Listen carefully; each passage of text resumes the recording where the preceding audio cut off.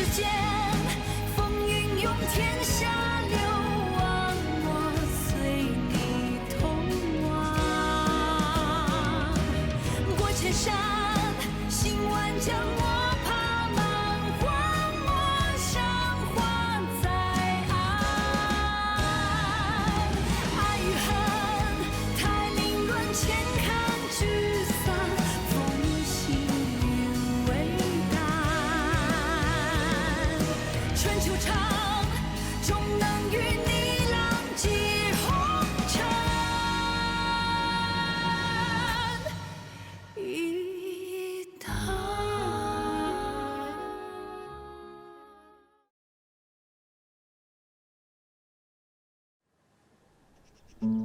贺兰托，是不是你曾经跟我提过那个凶残暴虐、荒淫无度的贺兰托？是。平日里，如果看上了哪个部落女子，无论身份高低贵贱，他都会抢过来。不久，又弃如敝履。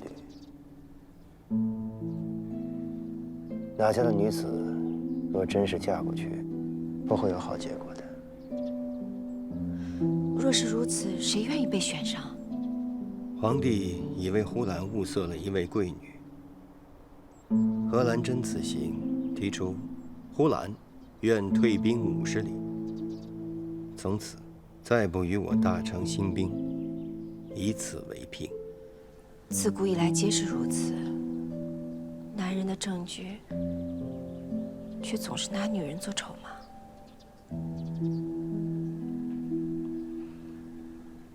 我不也是？你跟他们不一样吧？我当然不一样了。我比他们幸运，因为我有你。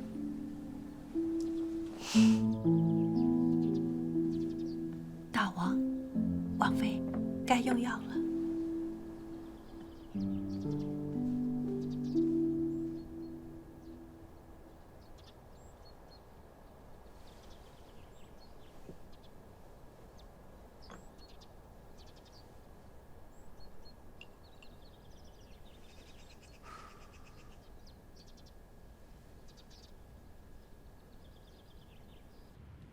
太后殿下，倩儿可是未来的。那玉秀，也不过是个义妹。怎么，我的话你们听不懂？还是认为我偏心处置不公？难不成你们要我下令将豫章王的义妹斩了不成？啊，太后殿下，臣妇不敢，臣妇不敢。倩儿不敢。罢了罢了，这也都是孩子们打打闹闹，我们长辈就不要掺和了。改日啊，我好好说说阿武，让他给你道个歉。现在最重要的是宫中夜宴，表面上是宴请使臣，暗中啊是要给龙儿选妃。倩儿，也需要你表现得力拔头筹，艳惊四座，到时候封为贵妃。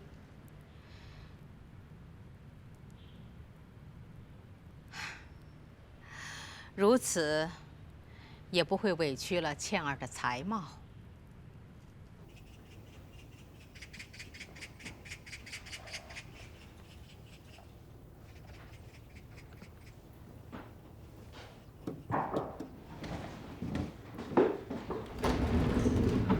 徐姑姑，那阵风把你吹到我这儿来了。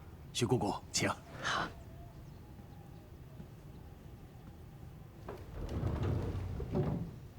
徐姑姑，你请坐。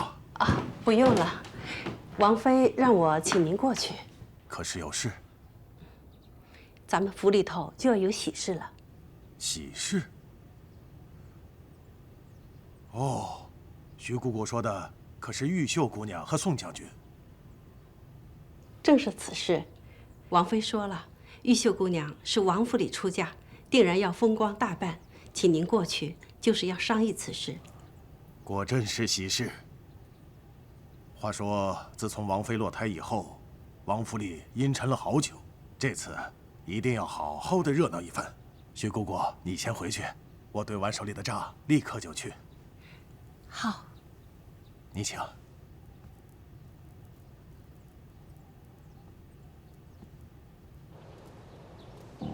自从王妃落胎以后，王府里阴沉了好久。哎呦，我真是糊涂了。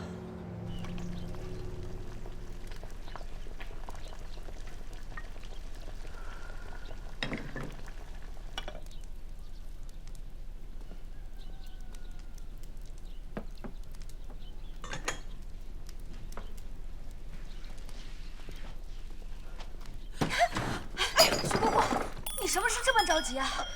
这可是上好的燕窝啊！阿月，王妃每日服用的药呢？今日的都已经吃过了，可还有未曾熬制的？这倒是有，太医熬了许多呢。可是这药有问题。你别问那么多了，即刻取一包给我。是，姑姑。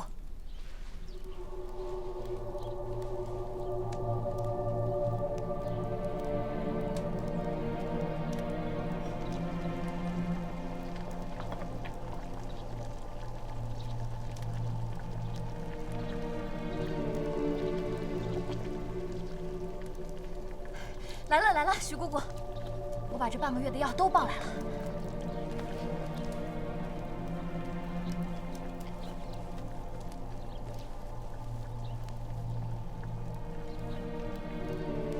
可是有问题。我自己不敢妄言。阿月，你现在出府，去找京中那个最有名的石大夫，你跟他说我病了。请他来府上为我诊治，别的什么也不要多说。是，姑姑。那我现在就去。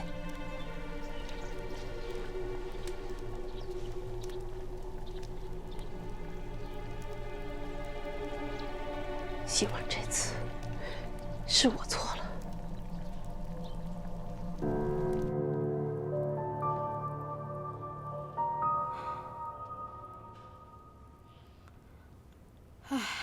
长得聪明伶俐，不想也是个蠢货。是啊，我早该知道，这二房能养出个好来。是啊，空长了一副像阿武的样子，却满肚子的不合时宜。若不是有什么用处，我早就命人把他们轰出去了。太后殿下心里啊，还是最疼爱豫章王妃。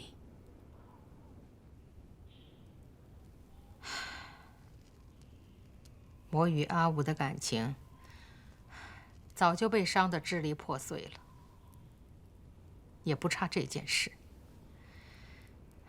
可是就凭这俩蠢货，怎配我去罚他？是啊，阿武自小我是看着长大的，脾气秉性我也都清楚。纵然现在和我疏离了，可我也容不得别人来羞辱他。母亲，不是说大伯谋反惹急了太后，怎的太后还是偏袒王轩？你小点声，这是在宫里，可不是在琅琊。那母亲现在该怎么办呀？你遇到事情只会母亲的，将来。敢问二位，可是薛夫人和倩儿小姐？啊，正是。婢子是奉皇后殿下之命，特来邀请二位赴昭阳殿一聚。皇后？是，皇后得知二位入宫，特让我在此等候。请。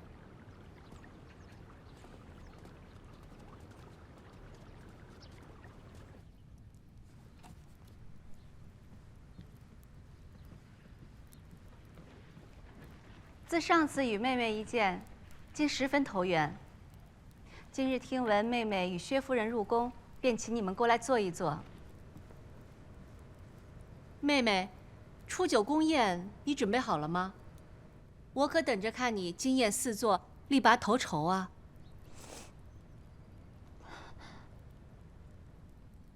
皇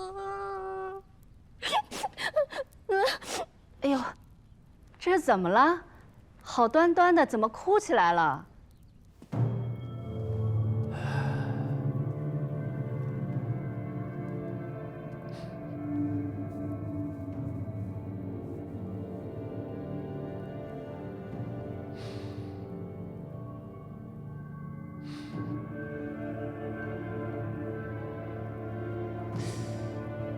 姑姑，正如你所言，此药大有乾坤。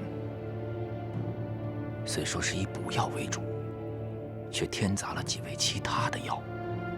这几味药掺和在一起，会令女子不孕呐。要是服上1、2年，会令她终身无子嗣啊。徐姑姑。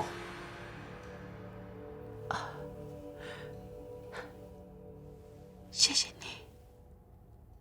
豫章王妃自幼在宫中长大，深受太后和皇帝的宠爱。只不过，我替你不平，那长相妹妹不差她分毫，可是，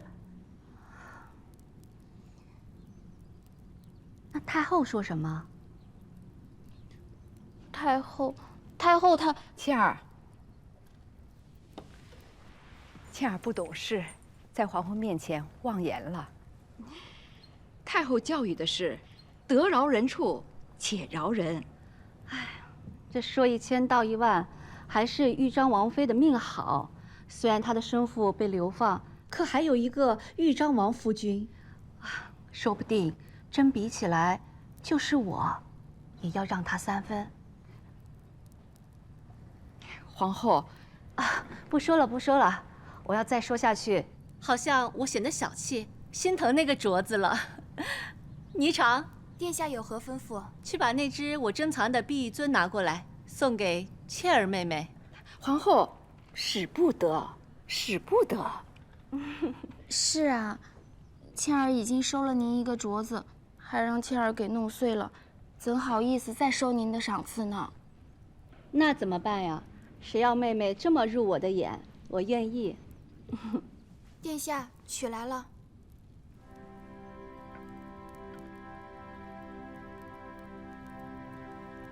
来，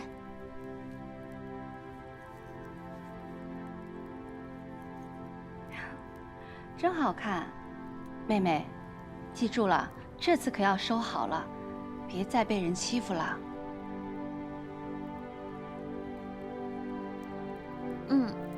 多谢皇后。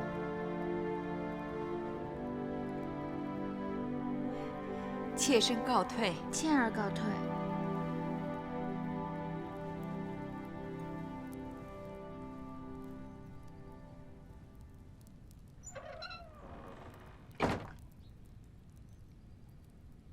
想不到，太后挖空心思从琅琊找来的帮手，竟是这样一个蠢货。你别扶着我，撒手！我不用你们扶。我没喝多，滚！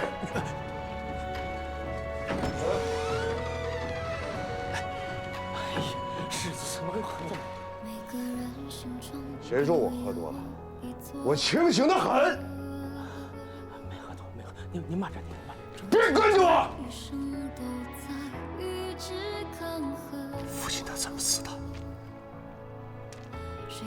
听说是被仇人追杀，整个村子一夜之间化为火海。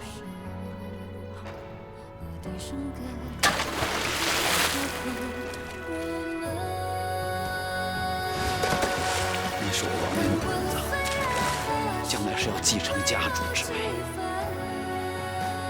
担当领袖士卒之责。到那个时候，你才知道我心里面装的是什么。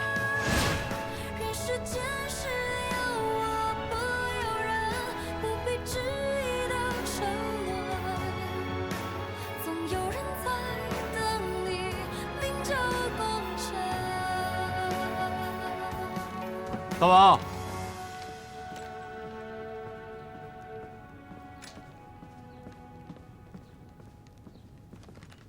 怎么了？大王，咱这边说。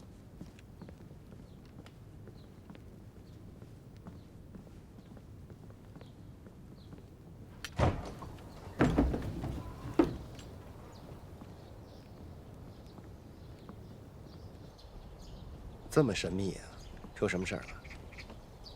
大王，北京传来消息，王令死了。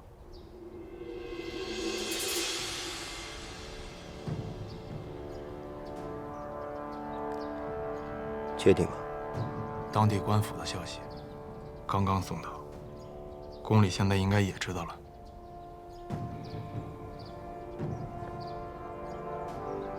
这样，立刻派人去查实，然后封锁消息，府内上下对谁都不要再提。恐怕瞒不住吧？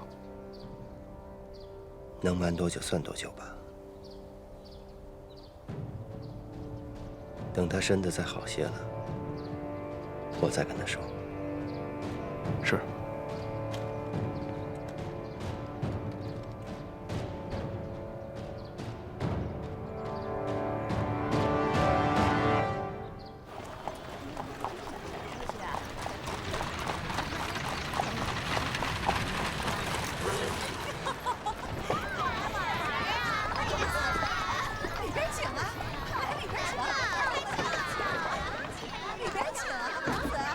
王子到了。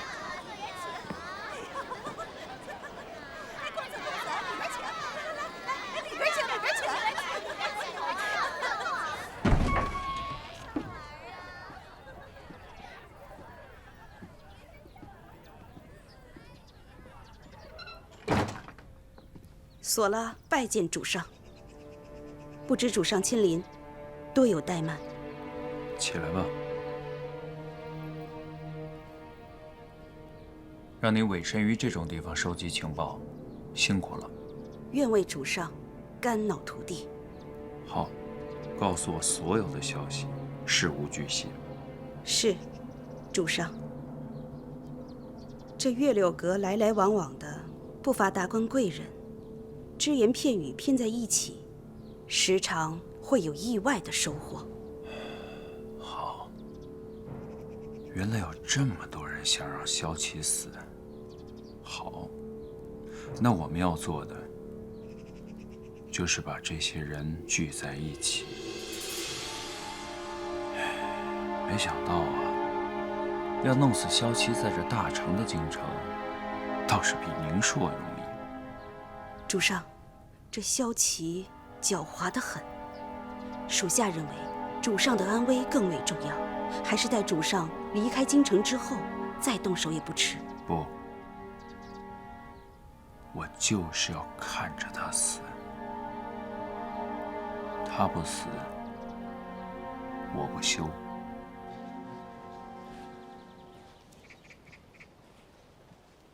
怎么了？自贺兰珍入京以来，我心里一直慌得很。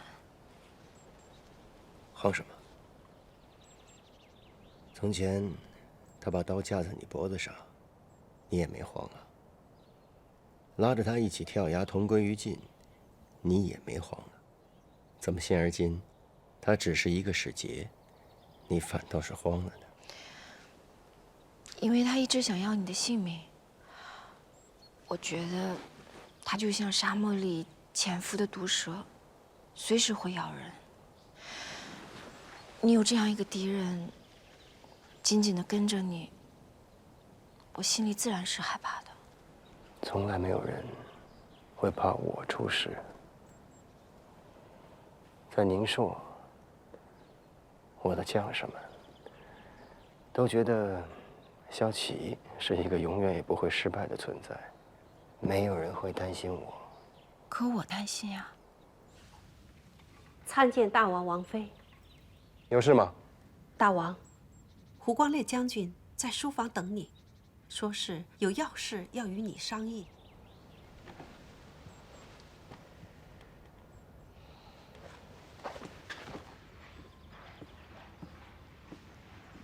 大王，婢子想问问，王妃的药快吃完了，王妃的身子也调理的差不多了，药是否可以停了？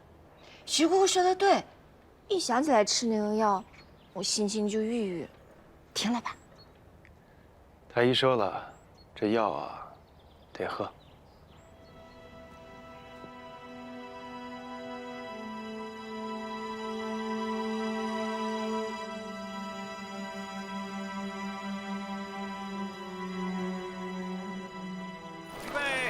3、2、1。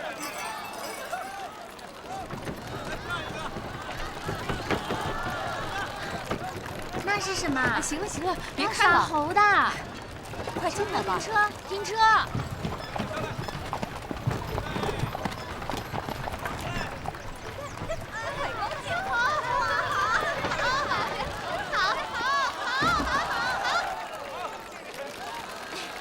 母亲，我要看猴。倩儿，倩儿。好棒！钱钱。小心点儿，这么开心，小心点儿，小心点儿，别碰别碰，小心危险。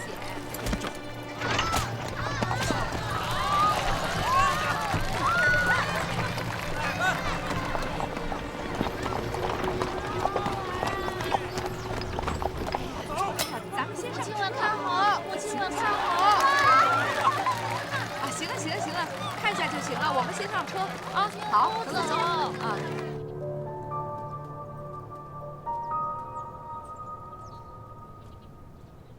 我本来还想着多留玉秀2年，要嫁也得是锦儿先嫁。想不到这孩子福报这么大，宋将军知根知底，也算是最佳的选择了。你觉得呢？徐姑姑。哦，王妃，你说什么？今日你总是心神不宁的，可是发生了什么事？可能是昨夜的猫一直在叫，没有睡好。母亲这一走，你伤心的程度并不亚于我，还是要多注意休息。王妃，我怎么了？刘管家已经将账簿准备好，我们快去吧。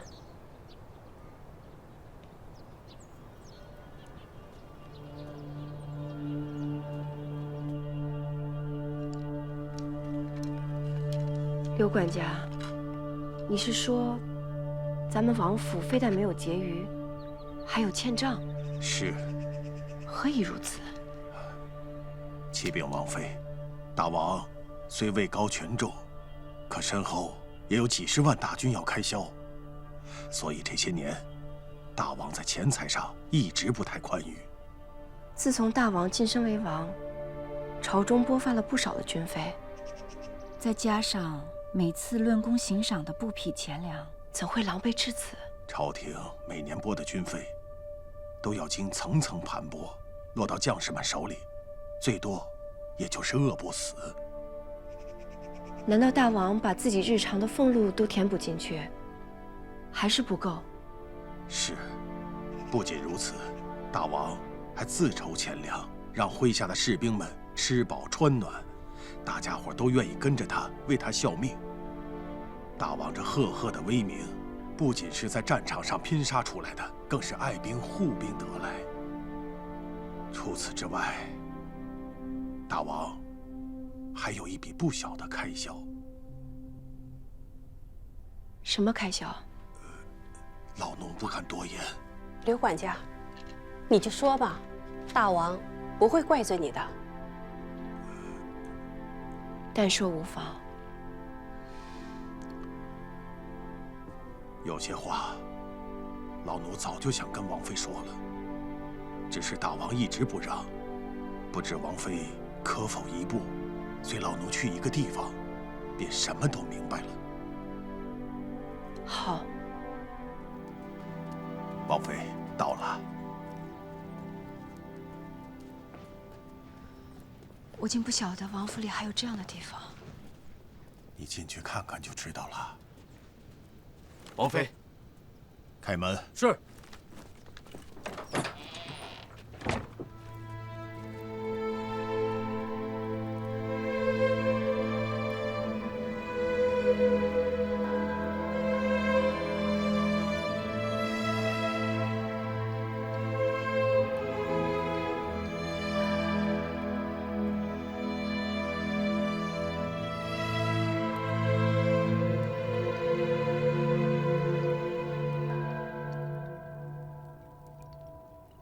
妃，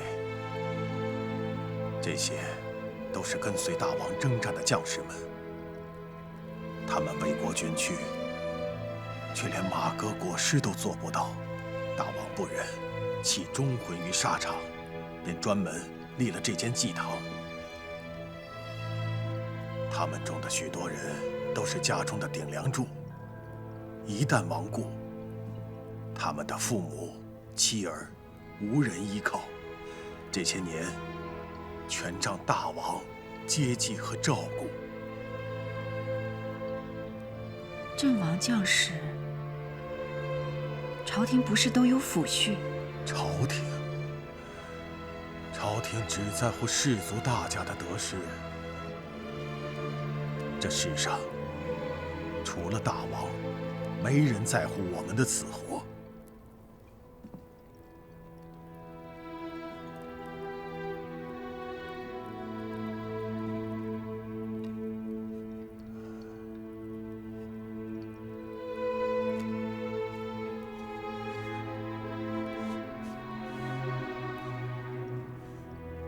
这是老奴唯一的儿子。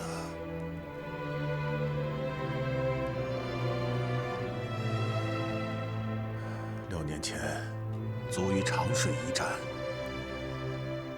大王不但厚葬我儿，还把我从老家接到了身边。大王的恩情，我永世难忘啊！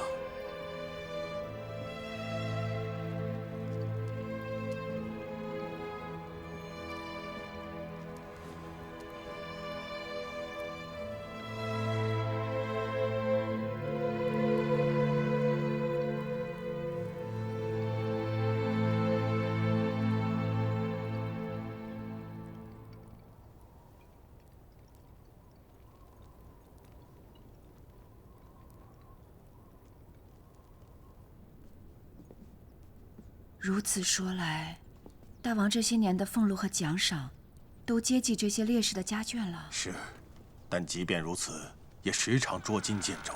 就连前不久，大王为你补办婚仪的礼钱，都买了冬衣、炭火，送去给边关的将士和烈士遗孤了。刘管家，我不是还有诸多嫁妆呢吗？哦，王妃放心，大王说过，无论如何都不能动你的陪嫁。今日若不是你问起府里的收支，老奴实在交不上账，也断然不会告诉你这些。知道了。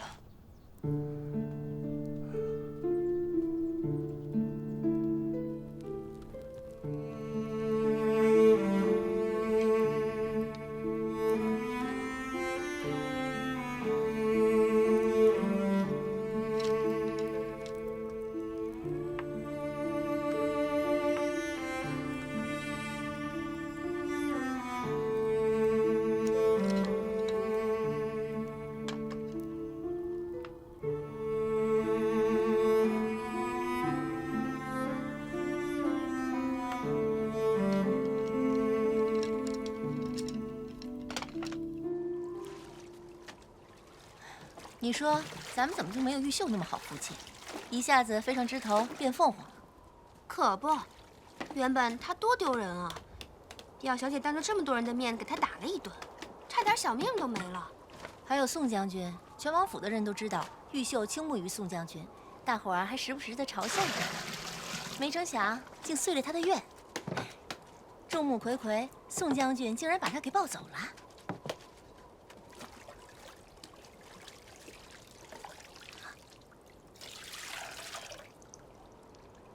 倩儿姐姐，你来舀水啊？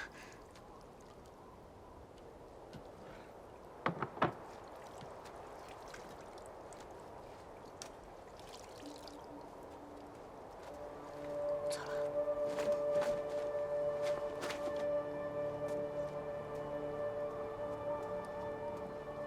你说玉秀才跟了王妃1年多，可那苏锦儿呢，都已经跟了10几年了，还不是那样。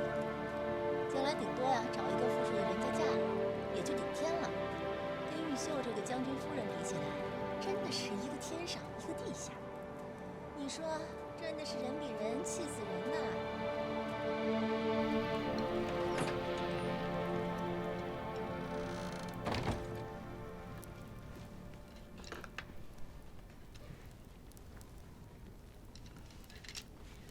王妃，你应该梳洗了。锦儿，你可听说玉秀和宋将军的大喜之事？听说了，整个府上都传遍了。说是王妃做的媒，玉秀姑娘找到了自己的良人。她命真好。你可是妒忌了？才没有。你是你，他是他，再过几日，也到你的生辰了。你也是豆蔻年华，我也一样，为你挑选佳婿，让你风光大嫁。我不嫁。傻话。你难不成还要一辈子在我身边做大姑娘？锦儿是想像玉秀姑娘一样，能够嫁给自己喜欢的人。离世如是，一生如此漫长，当然要与心爱之人相守。锦儿，你可有心上人了？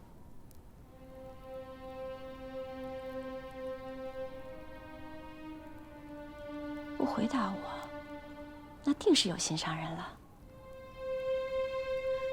没有。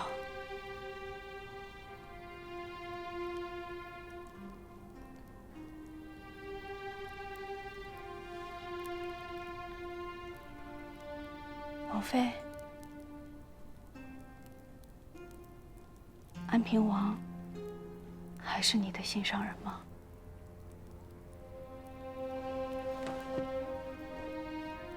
你为何如此问我？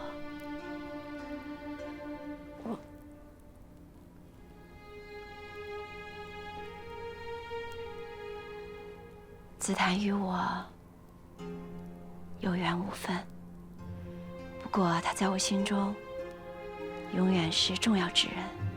所以，他为了你，貌似挡下了那一剑。锦儿不明白，王妃，你为什么不跟皇帝和太后好好说说？也许，安平王就能从皇陵回来了，他也不用终日在那受寒地之苦。你也许有所不知，紫檀是自请去守皇陵的。不可能，锦儿不信，他们一定在胡说。紫檀必须远离朝廷，这样皇帝、太后才会安心。他若留在京中，定是太后的眼中钉。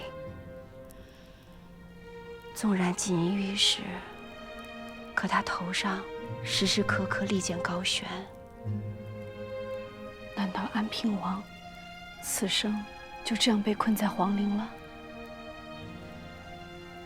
皇帝刚刚登基不久，他疑心颇重。待朝局安稳，我定会想到办法，助紫檀回京。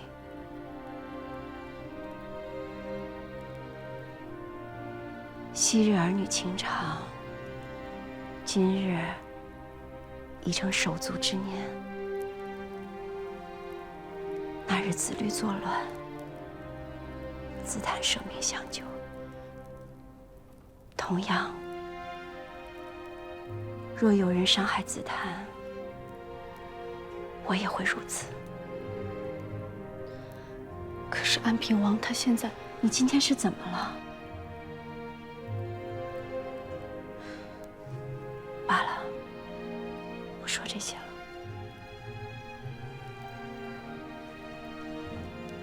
总而言之，锦儿若有心上人了，定要告诉我，我会让你有上好的姻缘。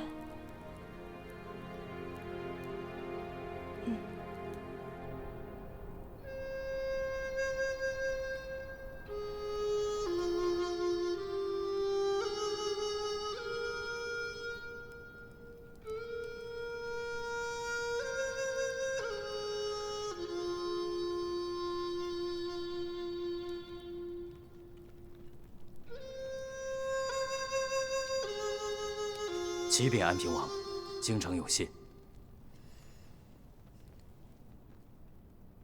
何事？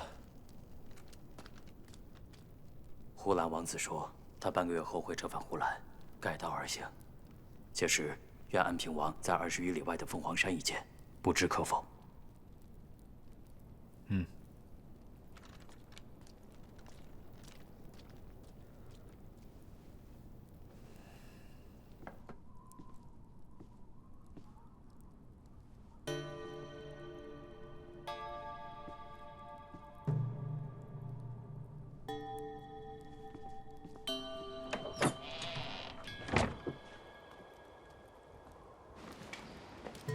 谁？大王，是我。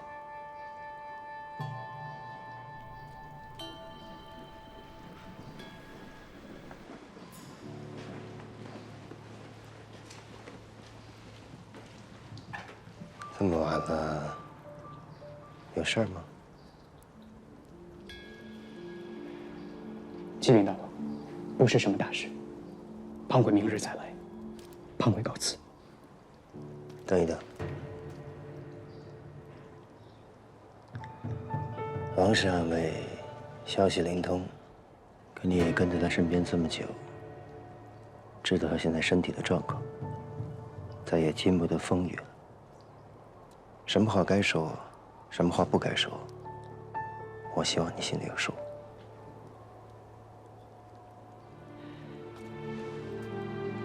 庞贵明白。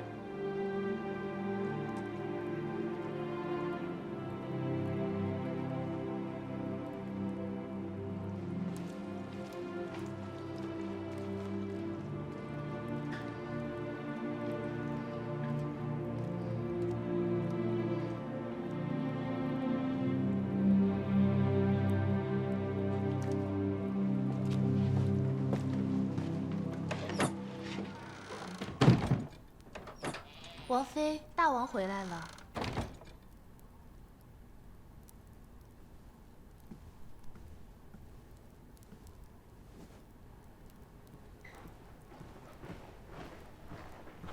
你还知道回来啊？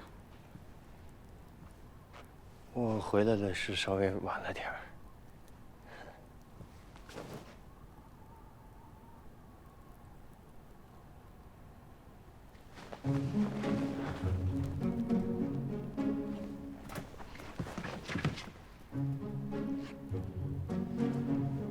这位女侠莫不是想劫道？谁要劫你的道？要劫，也得劫个有钱的。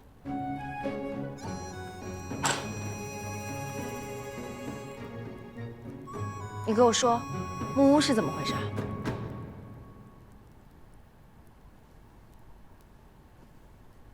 什么木屋啊？还装傻？你都知道了。你天天为钱发愁，都快成穷光蛋了，可对我只字不提，你当我是外人？你为什么不告诉我？说好的以诚相待呢？还拉钩约定，都是糊弄我的。早知道就把你手指头咬掉。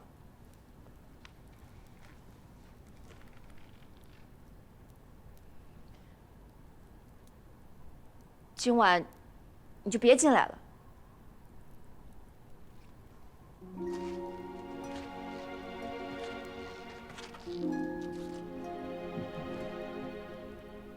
你站那儿干什么？走啊！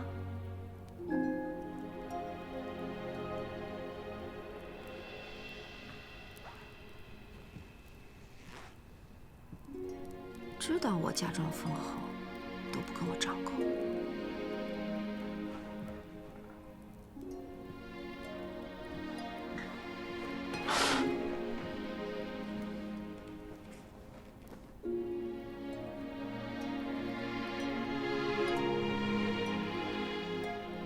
我知道你嫁妆丰厚，可我总不能动你的嫁妆吧？为什么不能动啊？你要是铺张浪费，我当然不允。是你一心为家国、为将士，还有那些遗孤，我愿意与你一起承担。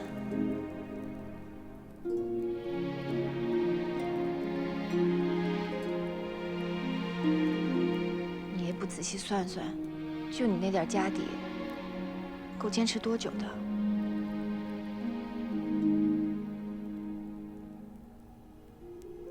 然后呢？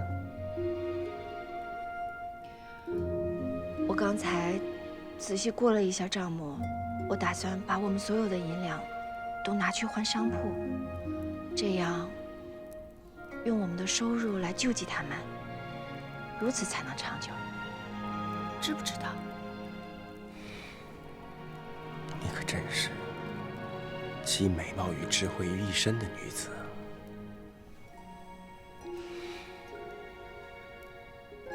你走开！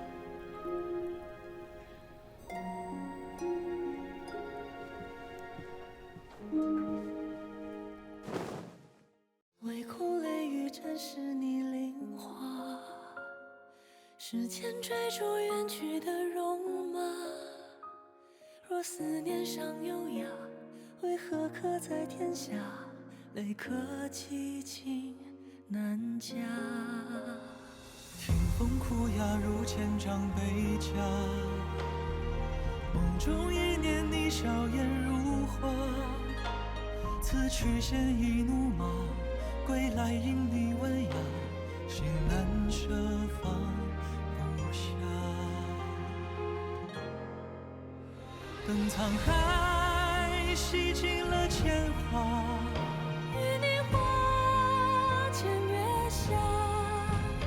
因为你，此生才不剩繁华。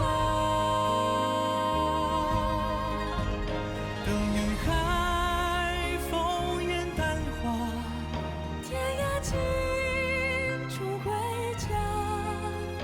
我们再相约于春秋冬夏。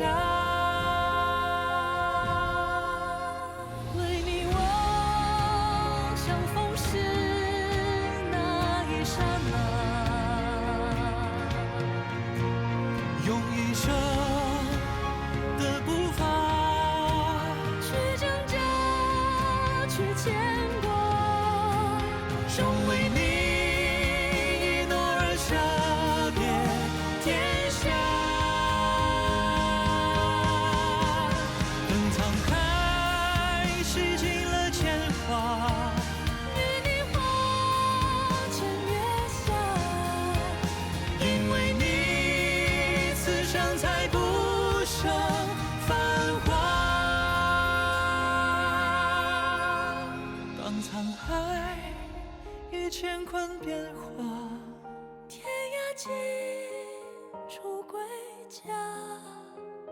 我们再相约于春秋。